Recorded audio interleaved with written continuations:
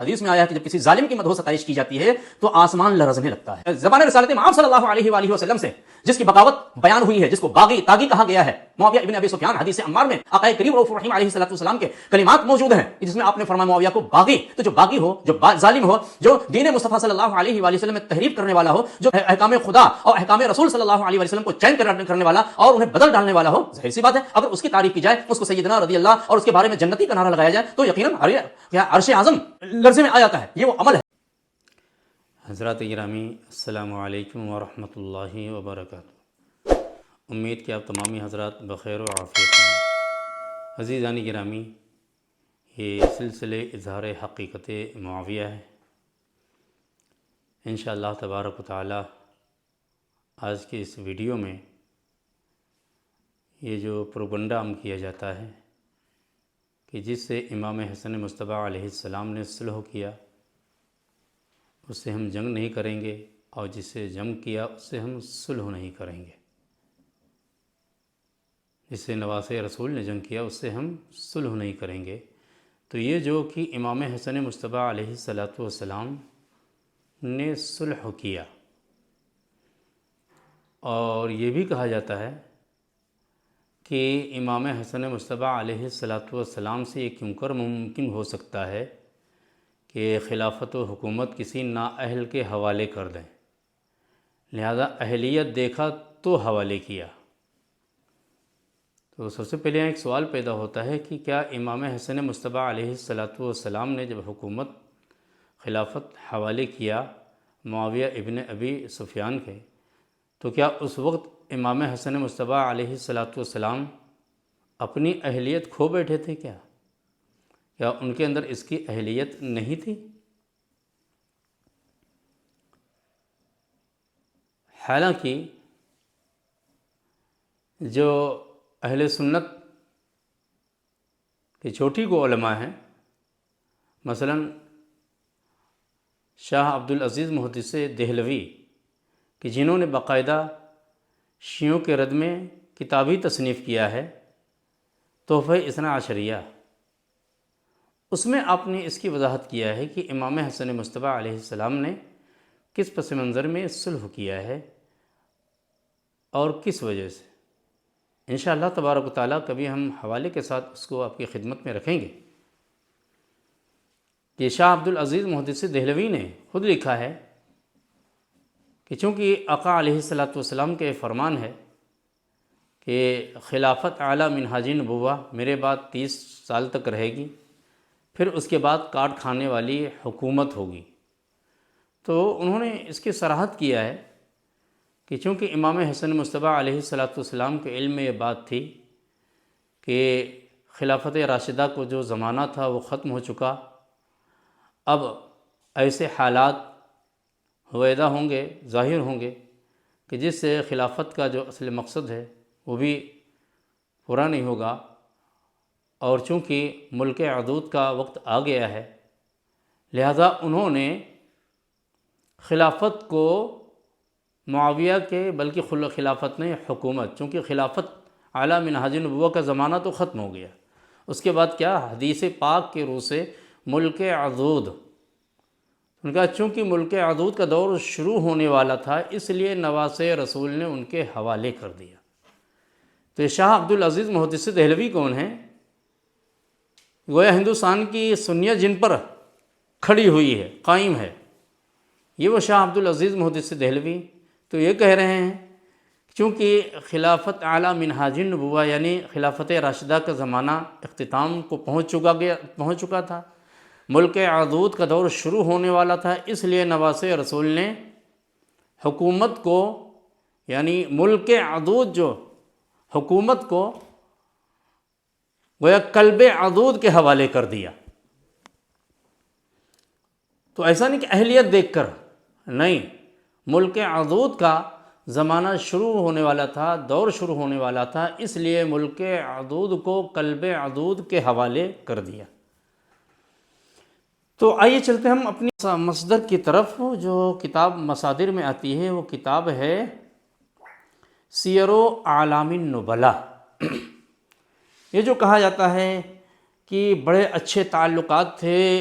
معاویہ ابن ابی سفیان اور اہل بیت کے درمیان کوئی ایسی بات نہیں تھی، بس وہ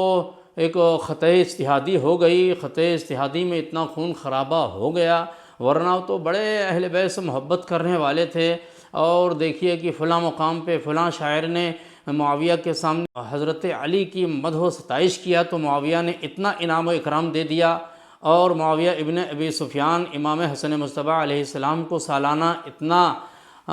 کیا پیسہ دیا کرتے تھے، اتنی دولت دیا کرتے تھے۔ یہ سب کہے تو یہ سب محبت کی علامتیں ہیں۔ وہ میرے بھائی، یہ جو امام حسن مصطفیٰ علیہ السلام کو خمس یا جو بھی ملتا تھا وہ تو قرارداد میں منظور ہو چکا تھا پہلے، اس کو بھی معاویہ ابن ابی سفیان وقت پر نہیں ادا کرتے تھے، اور بقیہ شرائط کو معاویہ ابن ابی سفیان نے تو پیروں سے رون ڈالا، حتیٰ کہ وہ شرط جو امام حسن مصطفیٰ علیہ السلام نے صلح نامے میں لکھی تھی کہ میرے بابا کو جو ممبروں سے گالی دینے کی رسم بد جاری کی گئی ہے، ظاہر سی بات ہے امام حسن مصطفیٰ علیہ السلام شرط میں لکھوا رہے ہیں کہ اس رسم بد پر پابندی لگائی جائے کہ میرے بابا کو ممبروں سے گالیاں نہ دی جائیں، جبکہ مولا کی شہادت ہو چکی تھی۔ ایک دشمن جو ہوتا ہے وہ بھی مرے ہوئے کو برائی سے یاد نہیں کرتا ہے۔ ابتدائی درجے کی کتاب جو ہے پہلی فارسی، اس میں بھی یہ نصیحت لکھی ہوئی ہے کہ مردارہ ببدی یاد مکن، کہ جو دنیا سے چلا گیا اسے برائی سے یاد نہ کرو۔ یہاں مطلب مردہ کو یہ نہ کہے کہ یہ مولا مطلب جو دنیا سے چلا گیا، چونکہ یہ محاورہ اس لیے میں نے استعمال کیا، تو ایک عام آدمی کے بارے میں ہے کہ جو دنیا سے رخصت ہو گیا، اب اس کو برائی سے یاد نہ کرو۔ لیکن یہ معاویہ ابن ابی سفیان تھے کہ انہوں نے باقاعدہ جمعہ کے خطبے میں یہ رسم بد رائج کر دیا تھا کہ جہاں پر یہ آیہ مبارکہ تلاوت کی جاتی ہے، ان اللہ تعالی یأمرکم بالعدل والإحسان وإیتاء ذی القربى وینہی عن الفحشاء والمنکر والبغی یعظکم لعلکم تذکرون، اس آیہ مبارکہ کی جگہ پر اہل بیت اطہار علیہم السلام کو سب و شتم کیا جاتا تھا، یعنی انہیں گالی گلوچ کی جاتی تھی، لعنت و ملامت کیا۔ تو امام حسن مصطفیٰ علیہ السلام نے کہا کہ اس رسم بد پر پابندی لگائی جائے، تو معاویہ ابن ابی سفیان کیا کہتے ہیں کہ وہ تو عام ہو چکی ہے، ہم کہاں جائیں گے، کس کے منہ پہ ہاتھ رکھنے چاہیں گے۔ تو امام حسن مصطفیٰ علیہ السلام نے فرمایا کہ تو ٹھیک ہے کہ مدینہ المنورہ مسجد نبوی شریف میں کم از کم پابندی لگا دی جائے، تو اس کو حامی تو بھر لیا لیکن اس کو بھی پورا نہیں کیا۔ تو یہ کہتے ہیں محبت تھی۔ یہ محبت ہوتی ہے کہ جمعہ کی جیسے مقدس عبادت کے دوران خطبے میں اہل بیت اطہار علیہم السلام جن کے بارے میں قرآن مجید فرماتا ہے اللہ رب العزت نے ان کو ہر قسم کی آلائش کو ان سے دور کر دیا ہے، یعنی وہ قریب آ ہی نہیں سکتی ہے۔ تو اتنے جو پاکیزہ مطہر مصفہ مزکہ شخصیات تھیں نفوس قدسیہ، ان پر معاویہ ابن ابی سفیان نے گالم گلوچ اور سب و شتم کی رسم بد جاری کر رکھی تھی۔ امام حسن مصطفیٰ علیہ السلام کے کہنے پر بھی اس کی روک تھام نہیں ہوئی۔ تو چلتے ہیں کہ دیکھیے کس طرح سے یہ اہل بیت اطہار علیہم السلام سے محبت کرتے تھے۔ جو یہ کہا جاتا ہے محب اہل بیت حضرت فلاں فلاں، باقاعدہ نظمیں لکھی جاتی ہیں، سراپا جھوٹ۔ ایسا لگتا ہے کہ مولوی صاحبان نے جھوٹ کا ٹھیکہ ہی لے رکھا ہے کہ ہم بولیں گے تو جھوٹ، لکھیں گے تو جھوٹ، کسی کو کچھ بتائیں گے تو جھوٹ، سراسر خالص جھوٹ، کہ عداوت کو محبت، جنگ کو کیا نام ہے امن و سلامتی، صلح و آشتی قرار دیا جا رہا ہے۔ تو آئیے چلتے ہیں ہم اپنی ایک جو وہ کتاب جو مصادر میں آتی ہے، وہ کتاب ہے الامام شمس الدین محمد بن احمد بن عثمان الذہبی کی کتاب ہے سیر و اعلام النبلاء۔ ہم اس کی طرف چلتے ہیں۔ یہ روایت لے کر کے وہ آئے ہیں، آپ فرماتے ہیں، ہم عبارت پڑھ کے سنا دیتے ہیں۔ ترجمہ بھی سنا دیں گے، اور جس کو ترجمے پہ اطمینان نہ ہو، جس سے چاہے اس سے اس کا ترجمہ کرا سکتا ہے۔ روایت ہے حوضہ عن عوف عن محمد قال لما ورد معاویۃ الکوفۃ واجتمع علیہ الناس قال له عمرو بن العاص ان الحسن مرتفع فی الانفس لقرابته من رسول اللہ صلی اللہ علیہ وآلہ وإنه حدیث السن أو عي فمره فليخطب فإنه سيعيي فيسقط من أنفس الناس فأبى فلم يزالوا به حتى أماره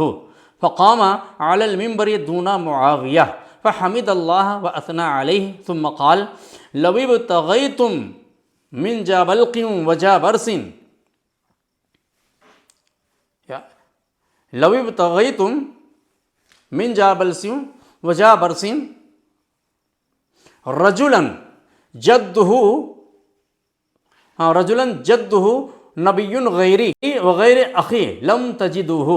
وإنا قد أعطينا معاوية بيعتنا ورأينا أن حقن الدماء خير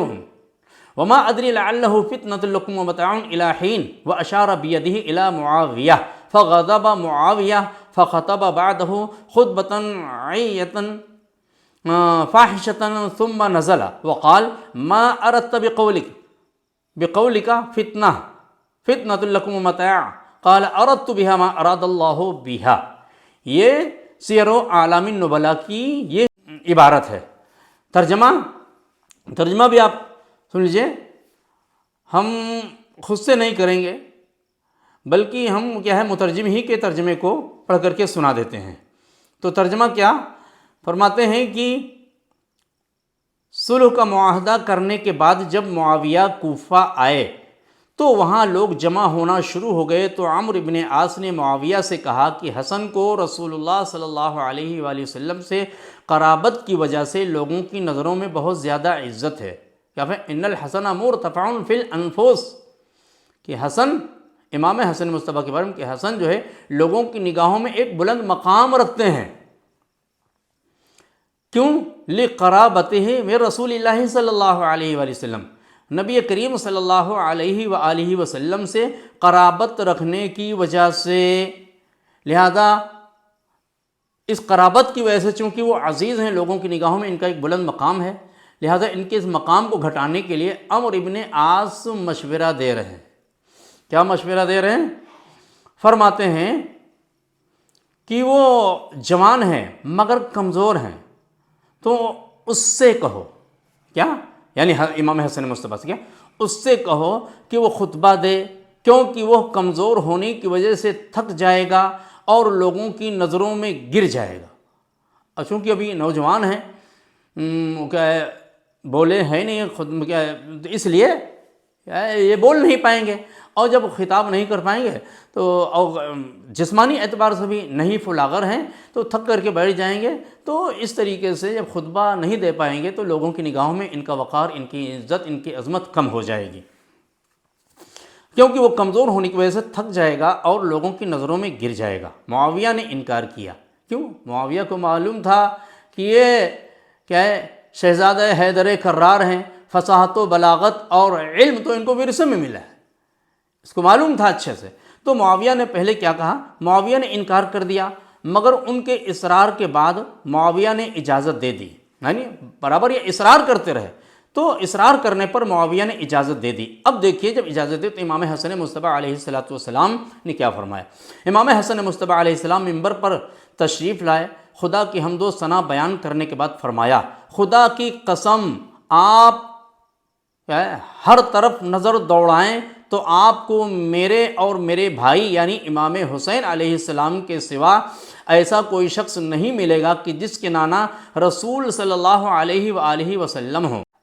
میں لوگوں کے خون کی حفاظت کے پیش نظر، لوگوں کے خون کو بچانے کے لیے معاویہ سے صلح کا معاہدہ کرنے پر آمادہ ہوا ہوں۔ اس کے بعد امام حسن مصطفیٰ علیہ السلام نے سورۃ الانبیاء کی یہ آیہ مبارکہ پڑھ کر معاویہ کی طرف اشارہ کرتے ہوئے ہاتھ سے اشارہ کر کے فرمایا، کیا وہی آیت کہ جس کا ترجمہ ہے کہ میں جانتا ہوں شاید سزا میں تاخیر، یعنی شاید میں جانتا ہوں کہ شاید سزا میں تاخیر تمہارے لیے آزمائش ہے، کچھ مدت تک لطف اندوز ہو لو، یہ کچھ دنوں کے لیے اللہ کی طرف سے تمہیں مہلت دینا مقصود ہے۔ یہ سنتے ہی معاویہ غضبناک ہو گیا اور امام حسن مصطفیٰ علیہ السلام کے لیے فحش کلمات یعنی گندی گندی گالیاں دینی شروع کر دیا، فحش کلمات پر مشتمل ایک خطبہ دیا اور پھر ممبر سے نیچے اترا اور امام حسن مصطفیٰ علیہ السلام کو کہا کہ تم نے میرے متعلق جو کہا ہے کہ سزا میں تاخیر تمہارے واسطے ایک آزمائش ہے، کیا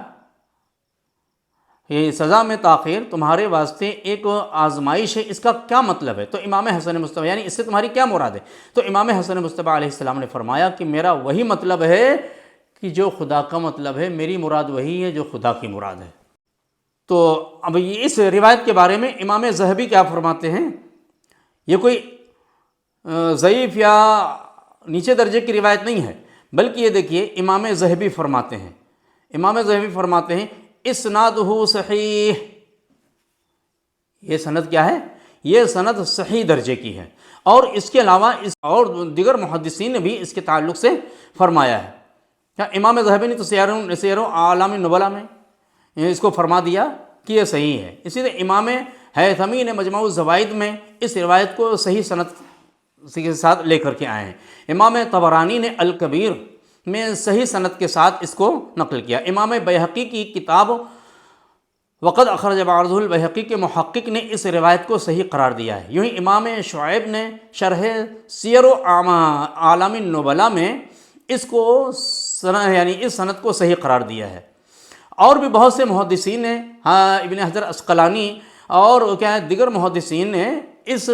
روایت کو صحیح قرار دیا ہے، تو صحیح درجے کی ہے۔ تو اس عزیزانی گرامی آپ نے اس میں ملاحظہ کیا کہ یہ ہے معاویہ ابن ابی سفیان کہ جن کے یہاں اہل بیت اطہار علیہم السلام کے خلاف اس طرح پلاننگ ہوتی تھی کہ کس طریقے سے ان کو بے عزت کیا جائے، ان کے عزت وقار کو کم کیا جائے۔ یہ عمرو ابن عاص ہیں، یہ معاویہ ابن ابی سفیان کہ جب امام حسن مصطفیٰ علیہ السلام نے یہ آیہ مبارکہ پڑھ کر کے ان کی طرف اشارہ کیا کیا کہ وما ادری لعلہ فتنۃ لکم متاع الی حین، تو معاویہ اس پر کیا غضبناک ہوئے اور کیا تو طلاق سے بات کرتے ہوئے کہتے ہیں کہ اس سے تم نے کس کو مراد لیا ہے؟ تو میرے عزیز بھائیوں، یہ ہے حقائق، یہ حقائق ہماری مصادر ہماری بنیادی کتابوں میں موجود ہیں۔ اس کے برعکس مولوی صاحبان کیا کہتے ہیں؟ نہیں یہ تو بڑے آپس میں بہت دوست تھے اور ایک دوسرے پر قربان ہونے کا یہ جذبہ رکھتے تھے۔ یہ معاویہ ابن ابی سفیان قربان ہونے کا جذبہ رکھتے تھے، قربان ہونے نہیں، قربان کرنے کے واسطے ہمیشہ پریشان رہتے تھے اہل بیت اطہار علیہم السلام کے خلاف۔ اور یہ چلیے کچھ حوالوں کی طرف چلتے ہیں، چونکہ ہماری یہ جو ناسبیت کوئی ضروری نہیں کہ ناسبیت بریلویت ہی میں منحصر ہو یا دیوبندیت میں، یہ کیا ہے تقریباً سب میں ناسبیت کے جراثیم ہر فرقے میں تقریباً پائے جاتے ہیں۔ تو آئیے چلتے ہیں ہم ایک بہت ہی جید عالم دین جن کی بڑی خدمات ہیں لغات پہ احادیث پہ، بہت کیا ہے جید اور صاحب علم عالم گزرے ہیں، وہ ہیں علامہ وحید الزماں صاحب۔ علامہ وحید الزماں کی ایک کتاب، یعنی ان کی اپنی کتاب نہیں ہے، ان کے حیات و خدمات پر کتاب لکھی گئی ہے، اور اس کے مصنف یعنی اس حیات وحید الزماں کے مصنف مولانا عبد الحلیم چشتی صاحب کی یہ کتاب ہے، جس میں مولانا وحید الزماں کے سوانح حیات ان کی علمی کارناموں کو بیان کیا گیا ہے۔ تو اس کتاب میں علامہ عبد الحلیم چشتی صاحب علامہ وحید الزماں صاحب کے قول کو نقل کرتے ہوئے فرماتے ہیں، کیا فرماتے ہیں کہ دیکھیں ایک سچے مسلمان کا کہ جس میں ذرہ برابر بھی پیغمبر صاحب کی محبت ہو، دل یہ گوارا کرے گا، یعنی کہتے ہیں بھلا ایک سچے مسلمان کا جس کے دل میں ذرہ برابر بھی پیغمبر صاحب کی محبت ہو، اس کا دل یہ گوارا کرے گا کہ وہ معاویہ کی تعریف اور توصیف کرے۔ البتہ ہم اہل سنت کا یہ طریق ہے کہ صحابہ کے تعلق سے سکوت کرتے ہیں، اس لیے معاویہ سے بھی ہم سکوت کرنا اپنا مذہب سمجھتے ہیں، اور یہی اسلم اور قرین احتیاط ہے۔ قرین احتیاط کیا ہے کہ معاویہ کے تعلق سے زبان کو خاموش رکھو. قرین احتیاط اس معنی کر بھی کہ چونکہ ہر زمانے میں یہ کیا نام ہے دہشت گردانہ سوچ رکھنے والے، دہشت گردانہ مزاج رکھنے والے مولوی صاحبان ہوتے تھے کہ جہاں پر معاویہ کے حقائق کو بیان کر دیا بس وہاں پر کیا خرافات شروع، اور اگر اکثریت میں تو ہاتھا پائی پہ آمادہ اور طرح طرح کی اذیتیں پہنچانے. تو ظاہر سی بات ہے اپنی حفاظت کے واسطے بھی احوط اور اسلم طریقہ یہی ہے کہ سکوت اختیار کیا جائے ان کے متاعین کو بیان کرنے سے، اور ان کی فضیلت تو ہے ہی نہیں. تو کیا فرماتے احوط اور اسلم اور قرین احتیاط یہی ہے، مگر اس کا مطلب یہ نہیں کہ ان کی کیا کہ مگر ان کی نسبت کلمات تعظیم مثلا حضرت رضی اللہ کہنا یہ سخت دلیری اور بے باکی ہے. اللہ رب العزت اس عمل سے سب کو محفوظ رکھے. کس عمل سے؟ معاویہ کو رضی اللہ کہنے سے سب کی حفاظت فرمائے، سب کو محفوظ رکھے. کیوں؟ اس لیے کہ حدیث میں آیا ہے کہ جب کسی ظالم کی مدح و ستائش کی جاتی ہے تو آسمان لرزنے لگتا ہے. جب کسی تو ظاہر سی بات ہے جو بنص رسول زبان رسالت مآب صلی اللہ علیہ وآلہ وسلم سے جس کی بغاوت بیان ہوئی ہے، جس کو باغی طاغی کہا گیا ہے، معاویہ ابن ابی سفیان حدیث عمار میں آقا کریم رؤوف الرحیم علیہ السلام کے کلمات موجود ہیں کہ جس میں آپ نے فرمایا معاویہ کو باغی. تو جو باغی ہو، جو ظالم ہو، جو دین مصطفیٰ صلی اللہ علیہ وآلہ وسلم میں تحریف کرنے والا ہو، جو احکام خدا اور احکام رسول صلی اللہ علیہ وآلہ وسلم کو چینج کرنے والا اور انہیں بدل ڈالنے والا ہو، ظاہر سی بات ہے اگر اس کی تعریف کی جائے، اس کو سیدنا رضی اللہ اور اس کے بارے میں جنتی کا نعرہ لگایا جائے تو یقیناً عرش اعظم لرزے میں آ جاتا ہے. یہ وہ عمل ہے. تو یہ علامہ وحید الزماں صاحب ہیں. اور ہم چلتے ہیں ایک اور کتاب کی طرف. وہ کتاب کس کی ہے؟ وہ انڈین عالم دین نہیں بلکہ وہ مصر کے زبردست عالم اور کیا بہت ہی نقاد اور نامور محقق ہے. وہ کتاب کیا ہے؟ حضرت علی تاریخ اور سیاست کی روشنی میں. مصر کے مشہور نقاد اور نامور محقق ڈاکٹر طہ حسین کے قلم سے. آئیے دیکھیں اس میں آپ کیا فرماتے ہیں. یہ اس میں فرماتے ہیں کہ امیر معاویہ ہی شاید ایسے پہلے وہ شخص ہیں کہ جنہوں نے اسلامی شرع سے انحراف کیا. یہ کون؟ ڈاکٹر طہ حسین مصری کہہ رہے ہیں کہ معاویہ ابن ابی سفیان ہی پہلے وہ شخص ہیں کہ جنہوں نے اسلامی شرع اسلامی سے انحراف کیا، قرآن و سنت کے احکام سے روگردانی کی اور عہد جاہلیت کے طور طریقے جدید مسلک کے نام سے اختیار کیے اور امت میں رائج کر دیا. یہ کون؟ معاویہ ابن ابی سفیان رسول اللہ صلی اللہ علیہ وسلم کے خلاف، سنت کے واضح سنت کے خلاف، رائج سنتوں کے خلاف معاویہ ابن ابی سفیان نے رسم و رواج کو جنم دیا، اسے پروان چڑھایا اور امت میں اس کی نشر و اشاعت کی گئی. حتیٰ کہ نہ اس سے احادیث کی کتابیں محفوظ رہ سکیں، نہ فقہ کی کتابیں محفوظ رہ سکیں، نہ کہ قرآن مجید کی تفاسیر محفوظ رہ سکیں، اور سب میں اس کی جھلک آج بھی پائی جاتی ہے عہد بنو امیہ اور دور بنو امیہ اور ان کے ظلم و بربریت کی. جیسا کہ اس سے قبل کی ویڈیو میں نے یہ عرض کیا تھا کہ کس طریقے سے خواتین کے ساتھ ظلم و زیادتی کو فقہ میں جائز رکھا گیا ہے کہ ایک وہ خاتون کہ جو رخصت ہو کر کے اپنے گھر سے اجنبی بن کر کے اپنے شوہر کے وہاں آتی ہے، ایک خوابوں کا محل سجا کر کے آتی ہے، اس کے ساتھ کہ مہر کے تعلق سے کہ اس نے تو اپنے شوہر پہ بھروسہ کر کے اعتماد کر کے خوشی میں آ کر کے مہر واپس کر دیا، لیکن ادھر اب اس کے بعد کیا کرتا ہے کہ طلاق دیتا ہے،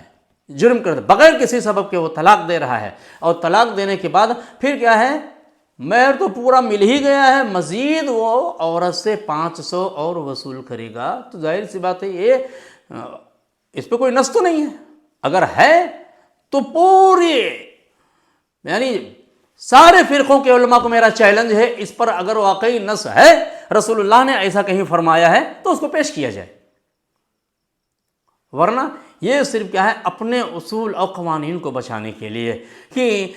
یہاں تک کہ اگر کسی نے انسان نے غصے میں آ کر کے اور نہایت ہی غصے میں کسی کو اپنی بیوی کو طلاق دے دیا، اب اس کے بعد وہ پچھتا رہا ہے، وہ خود کہہ رہا ہے کہ ہم اپنی بات واپس لینا چاہتے ہیں، ہم سے غلطی سے اور غصے میں آ کر کے ہم نے ایسا کہہ دیا، دونوں گھر بسانا چاہتے ہیں، لیکن مولوی صاحب کہتے ہیں نہیں نہیں نہیں نہیں نہیں، چونکہ کہہ دیا تو اب طلاق ہو جائے گی۔ کیوں؟ اس لیے کہ اگر طلاق نہیں واقع ہوگی تو ایک عاقل بالغ کے قول کو لغو کر دینا لازم آئے گا، کہ ایک عاقل بالغ انسان جو ہے اس کا قول، اس کی بات بے معنی ہو جائے گی، لہذا اس کی بات کو با معنی بنانے کے لیے گھر بسے یا اجڑے، وہ چولہے کے بھاڑ میں جائے، ہم فتویٰ کیا دے رہے ہیں؟ طلاق ہو جائے گی۔ تو یہ بنو امیہ کا دین ہے کہ جب تک بیوی کو رکھو، پھر اس کے بعد جب مرضی ہو، ایک بار کہہ دے کہ بار میں کہہ دے 3 طلاق، ایک بار مجلس میں کہہ دے 3 طلاق، ہو طلاق ہو جائے گی۔ یہ عورتوں کو احترام، تو یہ بنو امیہ، بہرحال ہر چیز میں بنو امیہ کی فقہ میں، تفاسیر میں اس کی جھلک نظر آتی ہے۔ کیوں؟ اس لیے کہ ظاہر سی بات ہے، آپ دیکھ سکتے ہیں اپنے ملک کے حالات کو مد نظر کر کے بہت سے نتائج آپ اخذ کر سکتے ہیں کہ جب چند برس کی حکومت میں اتنے حقائق کو چینج کیا جا دل کر سکتی ہے، تو وہ تو کیا نام ہے، جبری حکومت تھی، وہ جبری حکومت تھی۔ وہاں ایسا نہیں تھا کہ اتنے دن ہیں اس کے بعد الیکشن ہونا ہے، میری حکومت گر جانے کا اندیشہ ہے، آ گئے تخت پہ تو جب تک ہیں ان کو رہنا ہے۔ تو جبری حکومت کے دور میں کیوں کر ممکن تھا کہ سیاست کے جراثیم ہماری فقہ پہ، ہماری تفاسیر پہ، ہمارے احادیث پہ کیا ہے، ان کا اثر نہ پڑے اور وہ سرایت نہ کر جائیں۔ تو یہی دور بنو امیہ کی یہ نحوستیں ہیں جس کی وجہ سے آج اسلام کا ہے، اسلام اور مسلمان اس طرح ذلت و رسوائی سے دوچار ہو رہے ہیں۔ اور دیکھیے کہ پوری دنیا میں کروڑوں اربوں کی تعداد میں ہونے کے باوجود مسلمان ہی پٹ رہا ہے، مسلمان ہی مارا جا رہا ہے، مسلمان ہی ذلیل ہو رہا ہے۔ اللہ رب العزت کی بارگاہ میں دعا گو ہوں مالک و مولا ہم سب کو حق بولنے، حق سننے، حق پہ عمل کرنے کی توفیق عطا فرمائے۔ السلام علیکم ورحمۃ اللہ وبرکاتہ۔